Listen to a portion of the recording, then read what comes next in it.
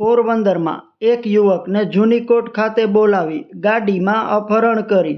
ભાડાના મકાન માટે બળજબરીથી સાઇન કરાવી માર મારી ધમકી આપી હતી અને યુવકની માતાને પણ એક્સિડન્ટ કરાવી મારી નાખવાની ધમકી દેતા જેઠા ભાયાભાઈ ઓડેદરા તથા અન્ય 2 શખ્સો વિરુદ્ધ પોલીસે ફરિયાદ નોંધી આગળની કાર્યવાહી હાથ ધરી છે। પોરબંદરના જુબેલી વિસ્તારમાં રહેતા ભાવિન રમણીકભાઈ પરમાર નામના યુવકે તેની માતા સાથે પોલીસ સ્ટેશનમાં ફરિયાદ નોંધાવી હતી કે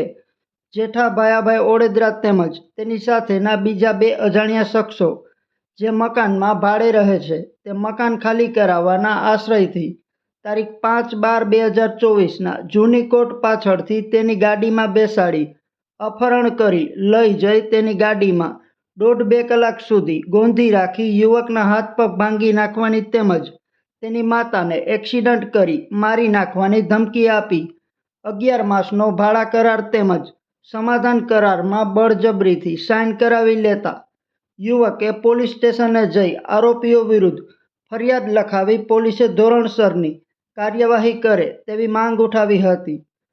પોલીસે આરોપી જેઠા ભાયાભાઈની ધરપકડ કરી આરોપીને સાથે રાખી બનાવનું રિકન્સ્ટ્રક્શન કરાવ્યું હતું।